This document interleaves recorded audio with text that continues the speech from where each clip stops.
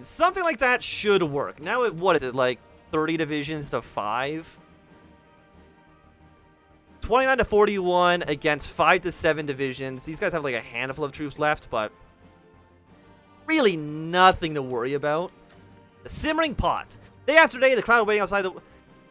Is this about what I think it is? Terrorism. Okay, no, I think it's a different thing. Day after day, the crowd waiting outside the White House increases steadily until Lafayette Square is completely occupied by silent protests all around the United States. However, the manifestations are turning violent as young college students who have been ensnared by extremist demagogues and radical politicians attack the police at their increasingly frequent gatherings. The FBI reports have returned, but the tone is completely different. Gone are protests and discontent, and for the first time, worrying words like resistance, terrorism, and uprising make their appearance. With more and more agents dispatched to monitor the growing opposition movements for signs of extremism, Director Hoover is extremely worried about the future of the Union should this state of affairs not change. One thing looks certain, the president might refuse to open his windows to avoid looking outside, but the hate for the war is growing. What? Like, we're winning so much. Get out of your goddamn somewhat middling. We'll talk down our involvement. We capitulated 3 out of the 4 countries. We've dominated. And you guys are in here saying, oh no, we don't like the war. You're winning too much.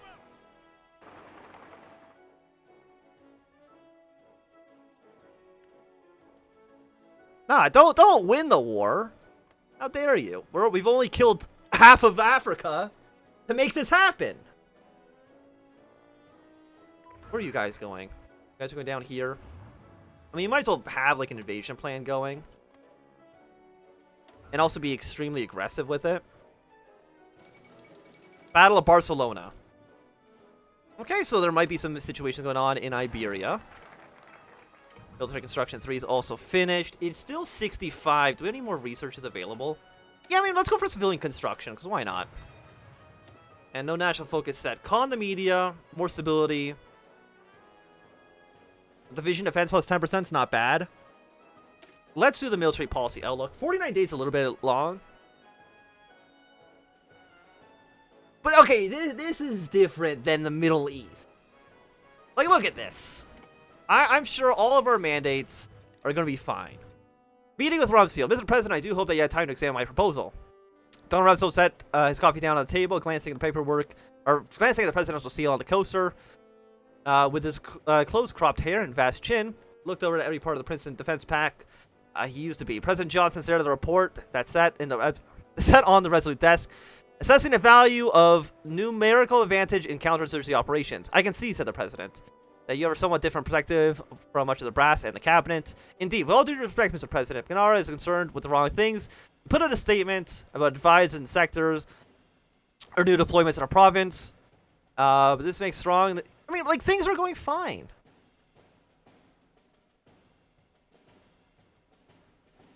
Gennaro's concerned with the wrong things. You can put us statements about advisors in the sector or new developments or new deployments in the province that make us seem strong. He's a numbers man, I understand it, so that makes sense. But numbers aren't everything. We need to focus on counterinsurgency and free up South Africa proper to fight the Germans. I believe that protecting American lives as you do, but this cannot be accomplished while combating attrition in the South's own territory. We need to be smarter about this. President Johnson thought it over. Rumsfeld made some good points and seemed to know what he was talking about. So somewhat middling. But like, we should... You're worth 30 victory points. You drive your way towards the city, please. Where's my 4th tank? You go... No. You go here. Yeah, just make your way down here, please. And thank you. We have some more military factories free. What do we want to do with this? No, some more civilian factories free. I guess we'll just still crank out military production. Just everywhere for right now. Seems okay. I have noticed that the South Africans really haven't been doing too much.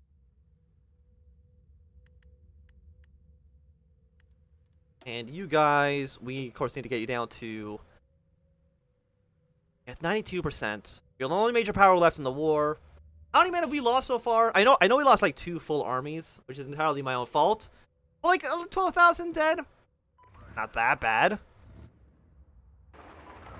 You go here. You make your way to Salisbury and then to the capital. Like we.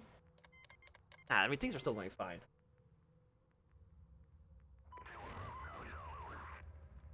Available planes in reserve. You are now all going to fly over to here. Because that's where any future battles are going to be taking place. You are actually still doing alright. I still think Spear, Bachelor wins, and Ostland. What does that mean for us? Nothing really. It really just means that the Germans were able to secure their positions in this area.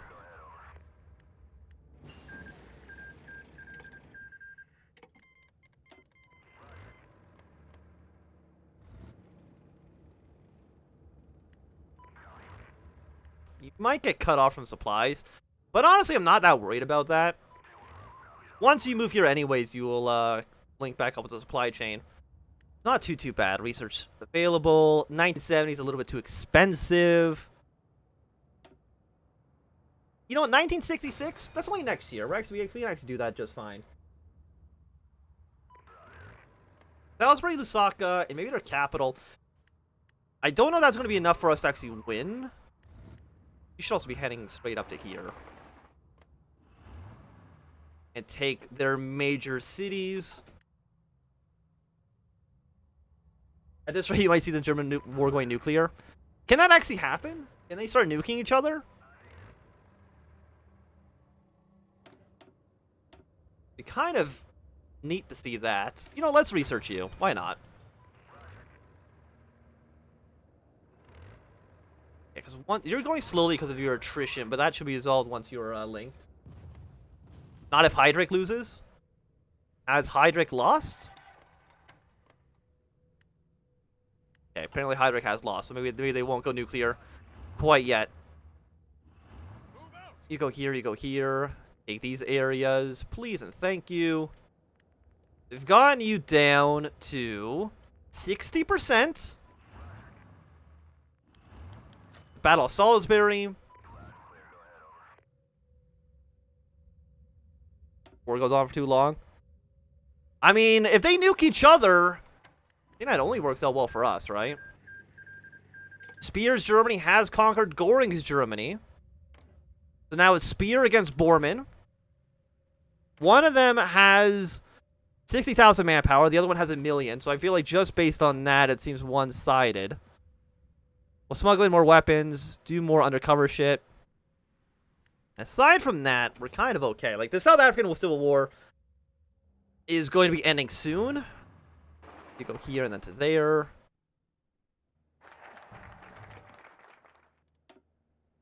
And yeah, let's do ARPA funding.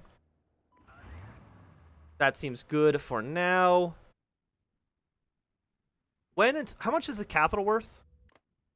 It's also worth 30. Okay. So you'll be there in 5 days, I think. You might take back Salisbury, which actually is not great for us. So you come back to here. You make your way down, all the way down towards the south. Okay, losing Salisbury sucks. Is there actually a port in this province? There isn't. The Salisbury might have been,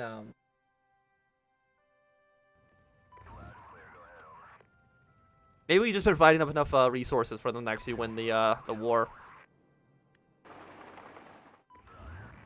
Yeah, you come back to Salisbury, please and thank you. Quilmling uprising. Yet the war goes on.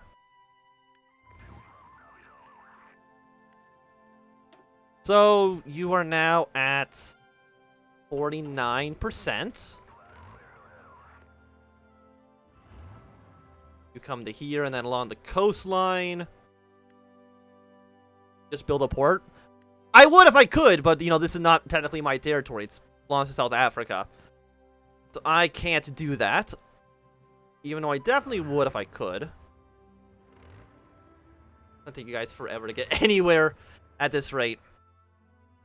But you guys are moving your way down towards the south, which is nice. Like, we've won. There's no doubt in anybody's mind that we've won the war. It is just a, putting the rubber stamp on it and making it official.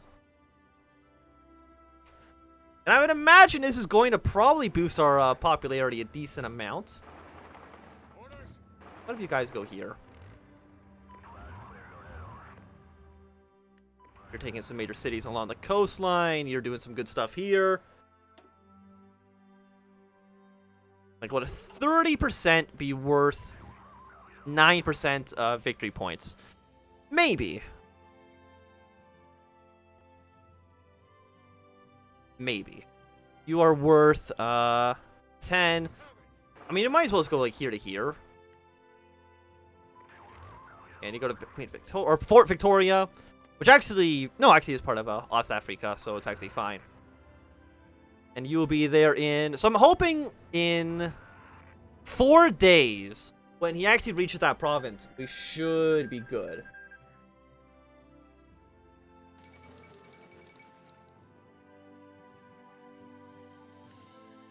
Communists have reunified Kazakhstan. Is anybody Okay, so it looks like... Definitely the socialists are doing pretty good at kind of uniting the Soviet Union again, so we'll see kind of how it happens there. And I think, was that the end of the war? Triumph in South Africa. It is official. Africa is free. The Organization of Free Nations have emerged victorious in the fight against the Africa Shield, crushing the 3 Nazi Reich commissars that try to tear down the democratic South Africa apart and expand their fascist ideology all over Africa. President Lyndon B. Johnson spoke to the nation from the Oval Office to announce the victory, and the American brave boys are returning home as soon as humanly possible. Even as the first chartered Pan Am flights touched down in the airports across the eastern seaboard, crowds of thousands filled terminals and parking lots waving flags and singing the national anthem, and cheered heartwarming scenes as tired soldiers hugging and kissing their young wives and children, snapped by photographers to be shared in newspapers and preserved for eternity. Secretary of Defense had announced plans to hold a military parade in Washington, D.C. to honor the returning veterans that saved the continent from barbary and slavery.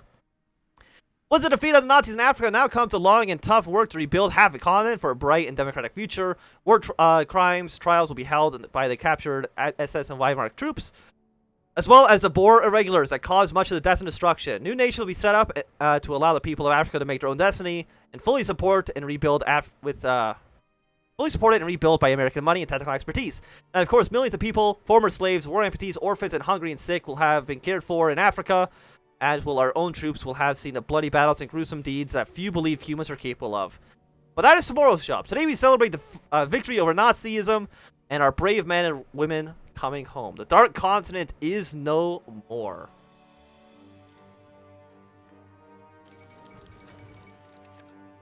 End of South African War. The South African War victory. When we took the brave decision to join South Africa's defensive war against German aggressors, there was many who claimed that we had entered a pointless war where true victory was impossible due to the circumstances of the situation. Yet, when the final Royal Commissars surrendered and their leaders were taken into custody, none could deny the fact that we had achieved overwhelming victory against the forces of tyranny. During the war, we recovered the deplorable conditions of the native people in Africa, were kept in by the German oppressors. Disease and famine were common, and the regime cared little for the people beyond how much wealth could be extracted before they ran dry. This has to change. Our South African allies have taken administration control over Namibia, Rhodesia, and southern Mozambique. At least a vast swath of land is Central Africa under our control. Keeping the land would be a ridiculous and idiotic idea. However, we must choose whether to establish multiple democratic states in the area or whether to attempt to create a single unified central state. Take the first one. You want me to try to make a single... Yeah, a single state. Let's try it out. Central African Republic.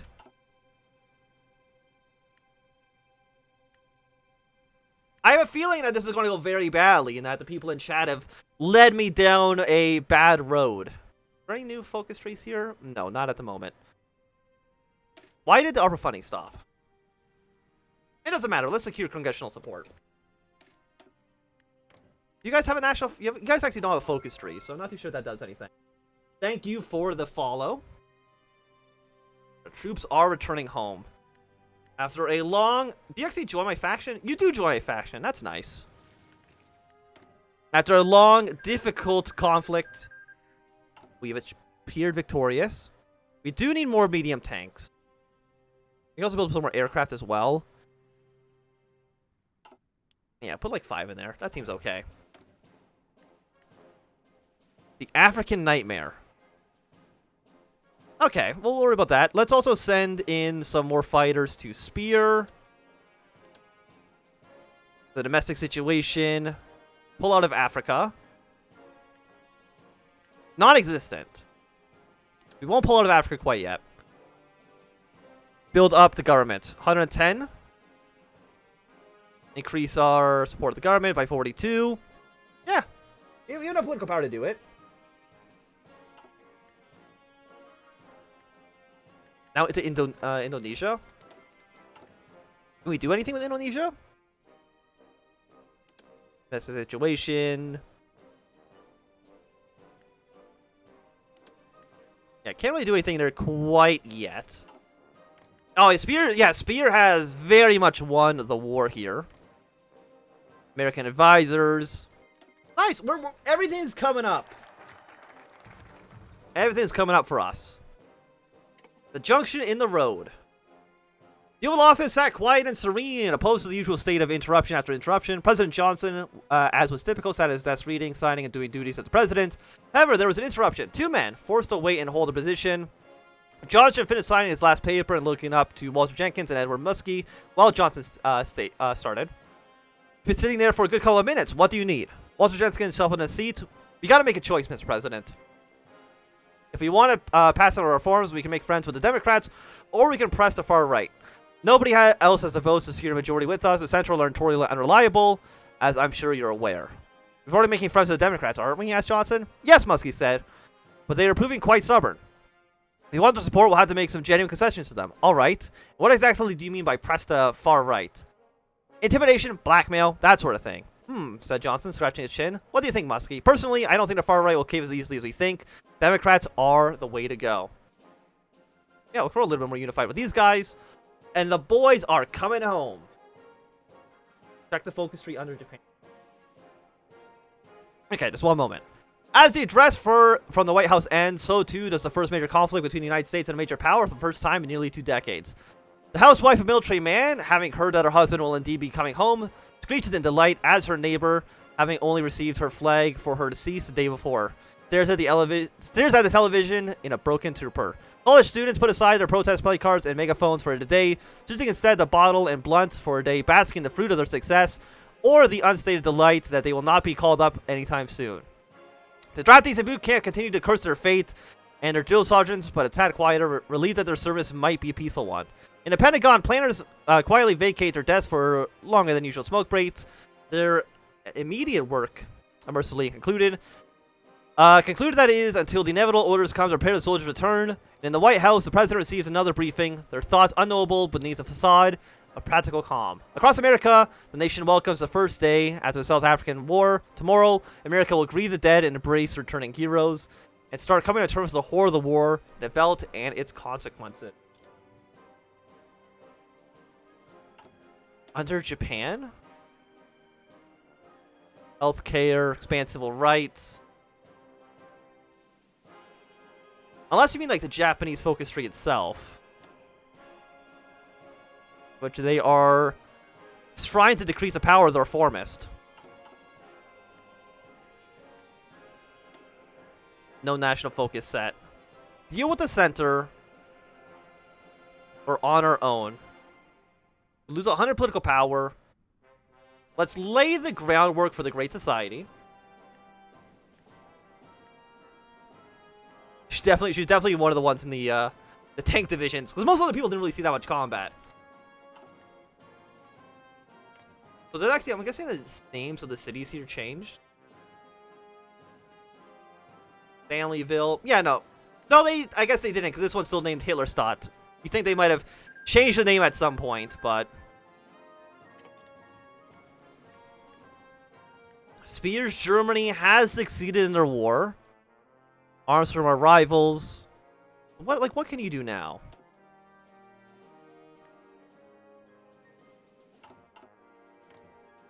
Spear is now in charge of Germany. The Unity Pact. Yeah. has formed, but just between Germany and Bulgaria for some reason. Speer wins the German Civil War. The German Civil War, the most devastating and bloody conflict that ever consumed Germany, has finally ended with Albert Speer emerging as the victor. One side had been too little support, both from the military and the wider population, to pose any real threat to the war, or any real threat in the war. Speer today spoke before the Volkshall as Germany's new Führer to vow a new era for the Reich. While Speer has promised to make it true the economic and political reforms his supporters now expect to come, we suspect that the next few months will be easy for the new Führer. Even should Speer be able to win over the German people and begin to heal the crippled nation, much of Europe remains consumed by the chaos. Many view Speer unfit to resolve, yet the country is in ruins. Many are thankful to at least have the Reich great architect in charge of rebuilding the nation.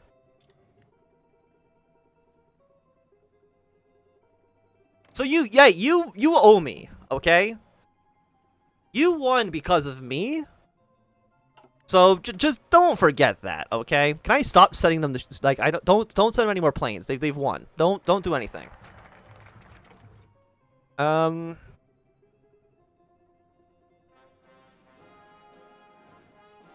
Unrestrained troops. We can't do any of these things actually right now anyways. The Great Society. President Lyndon Baines Johnson sat in the Oval Office opposite Vice President Edmund Muskie and Senator Nelson Rockefeller. So began President Johnson sitting at the Resolute desk. The Great Society. We tested the waters. We got the votes. What exactly are we going to do to push forward? Edmund Muskie scratched his chin, eyeing Johnson warily. I thought we'd figured that out a long time ago. Things have changed, Johnson replied. We've made compromises to get the support that we have. Now we are... What are the major things we could get away with? I won't give up the civil rights push. Kennedy died for it, and I won't let his death be in vain. More than just voting security as well, I want the whole racist institutionalized disease ripped out root and stem. Fair enough, said Rockefeller. I can probably get that through without much issue. I think we should throw in some anti-poverty legislation too. We're still in recession, Johnson. I'm not sure what bills would precisely entail, but we should probably include them. Fair enough, Ed. You said something about one point about some environmental protection acts, right? Muskie nodded. All right then, said Johnson. A triad, a civil rights, social programs, and environmental protections. The Republican wing of the party will grow more prominent. What do we have here as well? Is it just you up towards the north? I think so. Not up towards the north, up towards the top of the list. Calling it the north is a bit of a weird way to phrase it.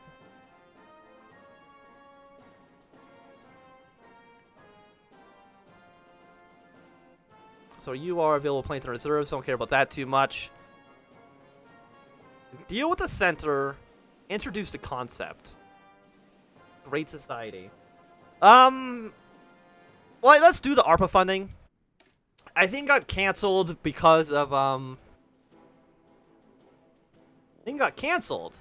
because when we finished the Civil War, our focus tree kind of changed a little bit. That probably actually automatically canceled it. Which sucks, but you know, it's not too bad. Also, I'm surprised we don't get any So to Germany. Like what? Like, do you have anything beyond the Atlantic? You should be friends with me. And by friends, I mean like you should be like a little bit subordinate to me, just slightly. Born in the USA. It seems that as soon as the boat docked at a Norfolk, VA is Virginia, right? Norfolk, Virginia.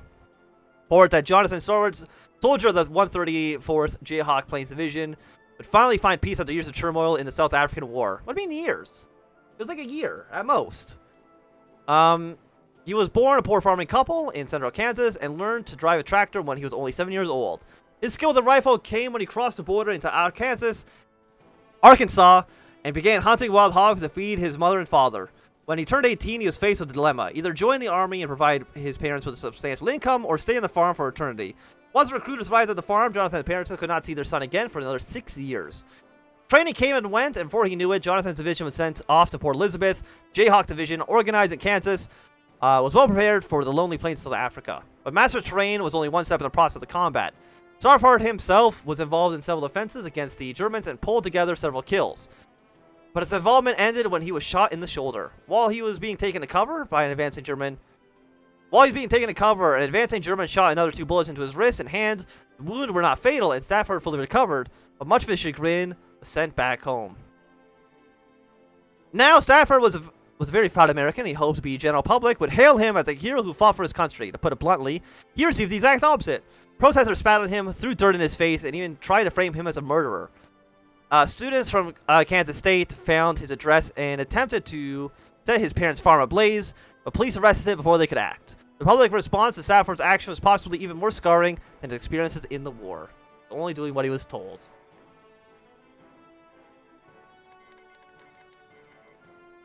Das Gouvernecht Reich der Deutschen Nation declare. Did you declare war on somebody? Declare war on this guy? Okay.